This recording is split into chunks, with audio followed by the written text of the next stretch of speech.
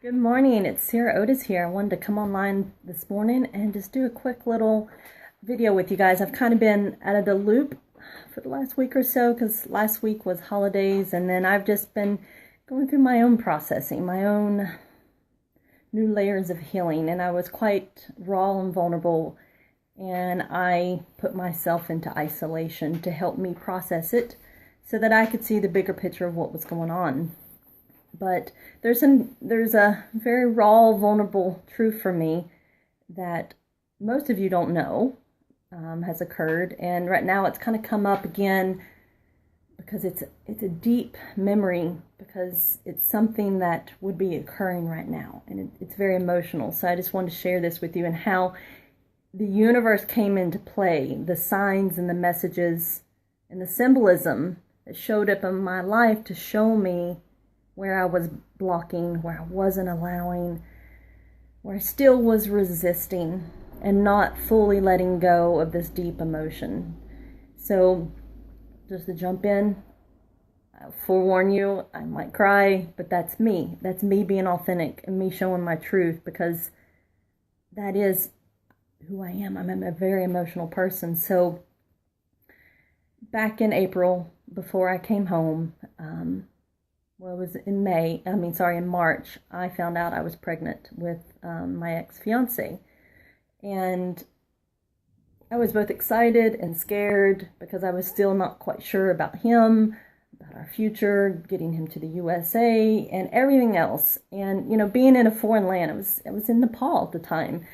And it was something that the two of us had very much discussed. We were excited about having a family. So my thoughts were, if I were to have ended up pregnant before we actually got him here to the US or got married, that it was going to be okay, because ultimately we were going to live our lives out, full life together. But then those doubts started creeping in. So inside, my body was already questioning what was truly going on.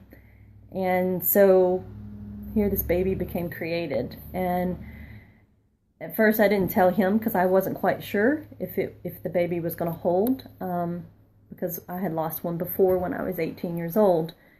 So in the 1st of April, we were going through some really intense stuff, a lot of abuse, a lot of heavy emotions, a lot of traumas. And one night, I had locked myself in a room to hide from him abusing me, and my body started talking, but I was refusing to listen to it. And in the more refusing, the more it talked and the louder it got. And what it was saying is, something is not right. Listen to your gut. Why are you not listening to your gut? And at that point, all of a sudden, I felt like I was going to be so sick. And I had to run to the bathroom. And when I went, yes, I had a miscarriage and I lost our baby. And the aftermath was quite intense, because he was not in any shape, form, or fashion compassionate, tender, kind, anything. He was very ugly about it, and actually accused me of being with another man. So, that's just the level of where he was. It's not right or wrong, good or bad. That was where he was. So, because of that trauma of not feeling accepted by the man I was going to marry, telling him that our child died inside of me and I lost it, meant nothing to him. It caused me to take it inside so deep that I didn't want to share it with anybody, because I didn't want to have that same level of ridicule and judgment placed upon me once more over something so tender and raw as losing a baby. A baby that is a gift from God. It's a miracle. So when I came home, not only was I unraveling from the abuse, unraveling from the miscarriage, and so many more layers that I will talk about later, I had to go and stuff a lot of this, because I didn't tell my family for the longest time. I think it was in June before I told my mother. And yesterday, I told my father. And that was really hard. But over these months, I've had so many people offer me kitty cats, and I just said, no, I don't, I want to still be traveling. And once I commit to something, I'm committed. And something as such as cats, you know, they can be with you for a long time. My first cat I had for 18 years, and my second 3 cats I had for 14 years. And they become part of you. They're your children. They may be furry, but they're still your kids. And I've been resisting and resisting and resisting. So this last group, there was a colleague of mine had offered me some kitty cats. Well, I had commented on these precious little babies, and she asked if I wanted them, and I was like, I don't know. I was ho humming about it. I wasn't quite sure, because it meant that I was going to have to open myself up and allow others in. And that was like, no, the fortress wall is growing taller, taller, taller. And I went into freak out mode, and I shut down. And she replied back to me I told her what was coming up, what levels of fears, vulnerabilities, because the fact that I still wanted to travel and all that, but I still wasn't telling her the main point, because I hadn't quite fully grasped it either. So the night came to go pick up these babies. Well, first, let me backtrack. She said to me, are you willing to allow unconditional love to come to you and you give it away? And when I read that, that was just like, it hit home so intensely. And I said, bingo, she nailed it. Because through all of this, so often when we are traumatized or we go through some kind of heartache, we shut ourselves off from everyone for fear of being hurt again. And that's what I had done. I had cracked the door just a teeny bit to let my parents and my family in, but that was it, and the door had shut back and the deadbolt key thrown. I wasn't allowing anyone in, because my level of trusting others was squashed. The fiance, he's now ex, if you all don't realize that, he just totally blew up my level of trust of myself, of anyone. And that's something I'm working on. So it's a process. And you don't need to beat yourself up if it takes longer than you think it should. Or the thing is, so many people have given their opinions, their projections on me, what I should be doing, what I should be feeling, where I should be. That, there's no right or wrong about that. That's okay, and I appreciate them. But you have to listen to you and allow your soul and your heart to tell you what is right for you. And when you come upon these things that are so scary, that's where you need to dig deeper into that wound, because it's coming up, because it's really wanting you to say, hey, let's look at this a second chance. A second time. What did I miss the first time? What am I seeing now? What's being shown to me? And how could I do it differently? And then show up. And that's where I've been. And so the night that I went to pick up the babies, I was sobbing. I was boo-hooing.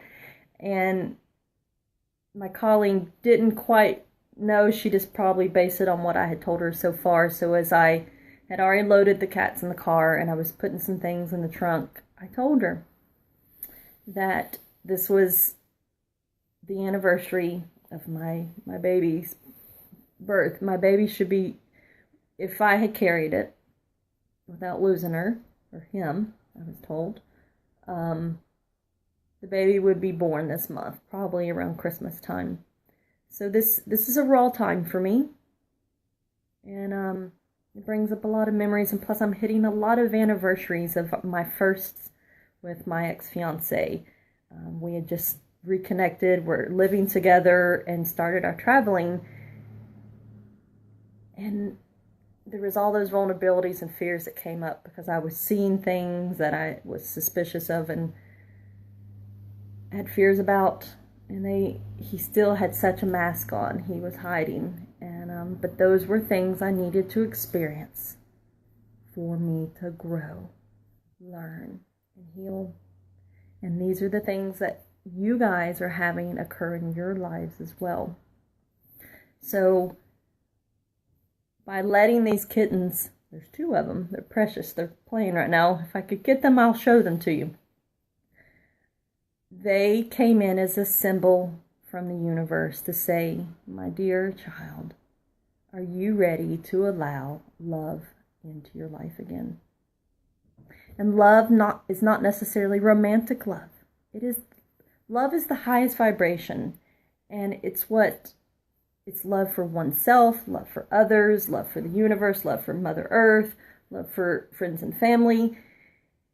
And then you have the romantic love. They're just asking in general, are you willing to allow love in and to give love once more? Because I've been giving love, but it's very guarded, very limited. It's through a screen. I don't let anybody in my house right now because that's where I am. That's my level of safety and security I'm feeling right now and where I need to be. And as I work through more of my vulnerabilities and fears, I'll be back out there. So don't push yourself beyond what you're capable of doing at the time and judge your progress, my dears. Because everything happens in divine time and order. And you need to love yourself through all of this. And if things are too much, then you need to retreat back and see what it's mirroring to you. Because everything is a mirror, constantly mirroring to us. So when something intensely comes up, step back and be like, wow, if someone put a mirror in front of this situation, what would it be showing me? What is it telling me? What do I need to know? What do I need to change? What do I need to heal, release, let go of? That's what this time is about. And there's no better time than the end of the year. We're ending a 9-year cycle. And in January 1st, we're going to start a 1 year, a whole new cycle of 9 years. So, and plus we're going to be hitting a Mercury retrograde later in the month. And that is a time for rewind, review, to look at what's happened since the last Mercury retrograde, which I think was back in August, and see the progress we've made, what still needs a little tweaking, what still needs a little work, so that you can surrender the things that are no longer serving your life and your purpose. They're just burdens weighing you down. And when you can let them go in your time, then it will have a grander purpose, and then it will reveal to you how you can use your story to help another. Because love the people's hearts that have in their kindness have wanted to help and just said, just let it go. Just like my students would say, ma'am, just throw it, let it go. That's what they're taught. Monks are taught you don't hold on to emotions, you don't hold on to things, you just throw it, let it go. Well, I grew up in a society where we're very emotional people. We hold on to things. We're told, yeah, we're not allowed to express it. We're supposed to eat it, suppress it, and in time, yeah, get over it. But that's one of the worst things you can say to someone who's in the thick of it and is going through a lot of emotional trauma. Don't tell them, just get over it. Let it go. It's not that easy, and you need to process it to ultimately let it go. And so just know, allow it in due time. Okay? So if anything you get from this message is continue to listen to your gut. What is it telling you? What are you stopping yourself from doing for fears getting in the way? And where are you limiting yourself? Because so much of my fears was limiting me from showing up for authentically, fully with you guys. There's some things I really want to share that's going to help not only you guys, but myself. But they're very raw. and vulnerable. They're some of my deep wounds and things I've been going through these last 2 years.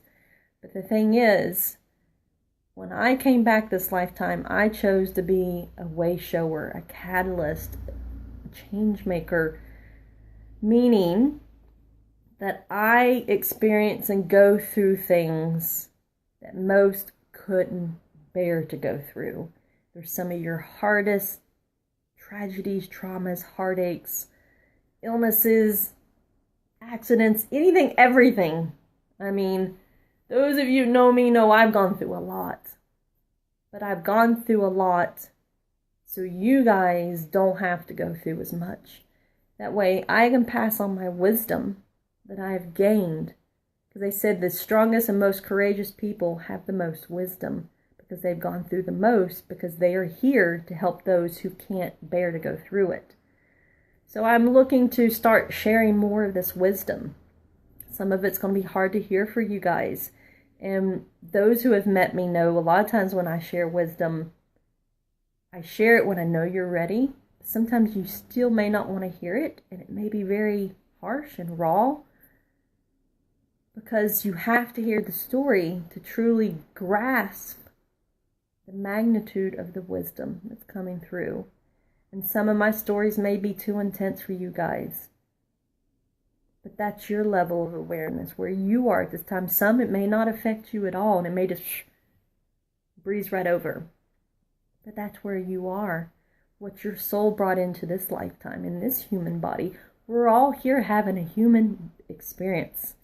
Just because I can get online and talk to you all doesn't mean my life is pretty, that it's perfect, and that I'm not in pain, and that I don't have issues. We all have them. I just have found the courage to speak and to move beyond these things. So I want that to happen for you guys as well. So you guys remember the blessing that you are. Don't ever dim your light. If others can't handle you, then find a new tribe. Because there's no need to ever dim yourself down. Step back because someone can't handle you. I had to do that very often in the village I was living because I had nowhere else to go unless I totally abandoned my volunteer task. But I pushed through it. But yes, many people wanted me to dim my light because they couldn't handle my level of intensity and authenticity and just who I am. So look at that in your lives, where you allowing others to make you feel less than or unworthy. Check on that. And then decide, are these people worth keeping in your life? Because anyone who wants you to be less than who you are, they don't deserve to have you in their lives. So I wish you guys a very beautiful day. Have a blessed weekend. And I will talk to you soon. Much love. Take care. Bye-bye.